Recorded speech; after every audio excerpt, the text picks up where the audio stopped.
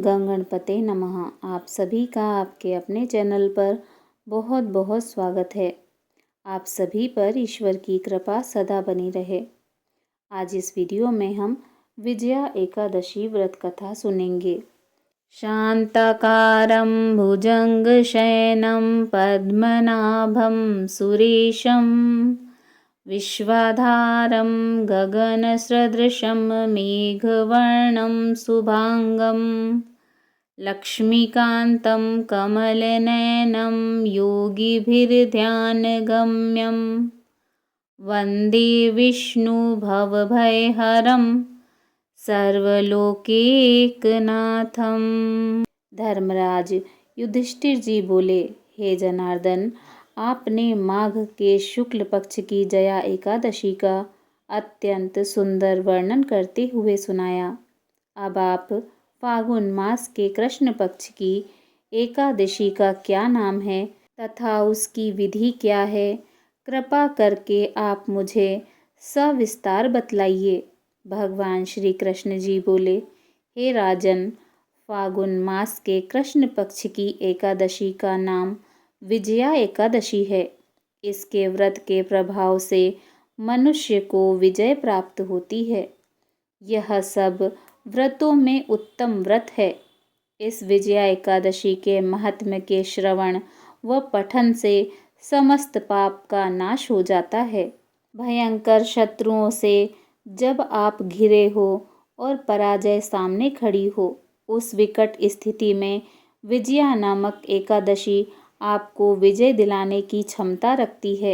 एक समय देवर्षि नारद जी ने जगत पिता ब्रह्मा जी से कहा, आप मुझे फागुन मास के कृष्ण पक्ष की एकादशी का विधान कहिए।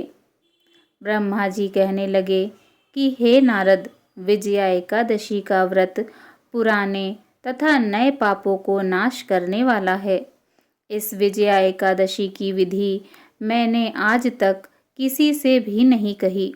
यह समस्त मनुष्यों को विजय प्रदान करती है। त्रेता युग में मर्यादा पुरुषोत्तम श्री राम जी, जो भगवान विष्णु जी के अंशावतार थे, जब उनको 14 वर्ष का वनवास हो गया, तब वे श्री लक्ष्मण तथा माता सीता जी सहित पंचवटी में निवास करने लगे। वहाँ पर दुष्ट रावण ने जब माता सीता का हरण किया, तब इस समाचार से श्री रामचंद्र जी तथा लक्ष्मण अत्यंत व्याकुल हुए और माता सीता जी की खोज में चल दिए। घूमते घूमते जब वे मरणासन जटायु के पास पहुँचे, तो जटायु उन्हें माता सीता जी का वृत्तांत सुनाकर स्वर्ग लोक चला गया।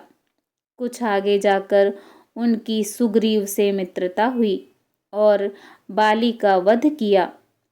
हनुमान जी ने लंका में जाकर माता सीता जी का पता लगाया और उनसे श्री रामचंद्र जी और सुग्रीव की मित्रता का वर्णन किया।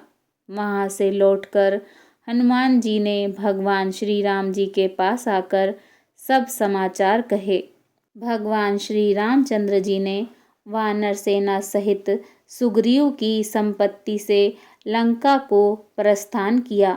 जब श्री रामचंद्र जी समुद्र के किनारे पहुँचे, तब उन्होंने मगरमच्छ आदि से युक्त उस अगाध समुद्र को देखकर लक्ष्मण जी से कहा कि इस समुद्र को हम किस प्रकार से पार करेंगे। श्री लक्ष्मण जी ने कहा, हे पुराण पुरुषोत्तम, आप आदि पुरुष हैं, सब कुछ जानते हैं। यहाँ से आधा योजन दूर पर कुमारी द्वीप में वकदालभ्य नाम के मुनि रहते हैं। उन्होंने अनेक ब्रह्मा देखे हैं। आप उनके पास जाकर इसका उपाय पूछिए। लक्ष्मण जी के इस प्रकार के वचन सुनकर भगवान श्री रामचंद्र जी वकदालभ्य ऋषि के पास गए और उनको प्रणाम करके बैठ गए। मुनि ने भी उनको मनुष्य रूप धारण किए हुए पुराण पुरुषोत्तम समझकर उनसे पूछा कि हे राम, आपका आना कैसे हुआ। भगवान श्री रामचंद्र जी कहने लगे कि हे ऋषि, मैं अपनी सेना सहित यहाँ आया हूँ और राक्षसों को जीतने के लिए लंका जा रहा हूँ। आप कृपया करके समुद्र पार करने का कोई उपाय बतलाइए। मैं इसी कारण आपके पास आया हूँ। वाकदालभ्य ऋषि बोले कि हे राम, फागुन मास के कृष्ण पक्ष की एकादशी का उत्तम व्रत करने से निश्चय ही आपकी विजय होगी।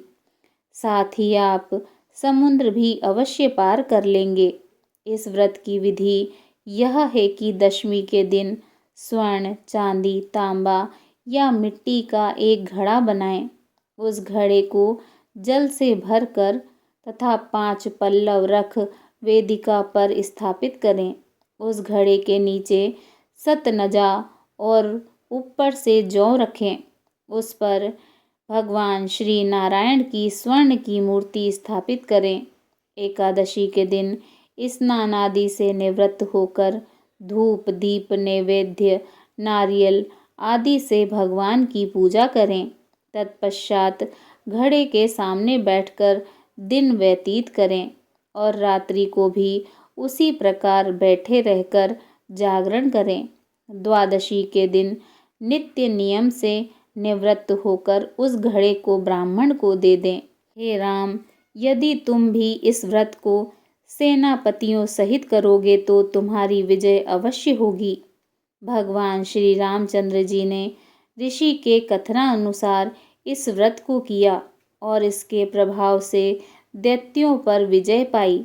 अतः हे राजन, जो कोई मनुष्य विधि पूर्वक इस व्रत को करेगा, दोनों लोकों में उसकी अवश्य विजय होगी। श्री ब्रह्मा जी ने नारद जी से कहा था कि हे पुत्र, जो कोई इस व्रत के महत्व को पढ़ता है या सुनता है, उसको वाजपेय यज्ञ का फल प्राप्त होता है। बोलिए भगवान श्री हरि विष्णु जी की जय। ओम नमो भगवते वासुदेवाय नमः।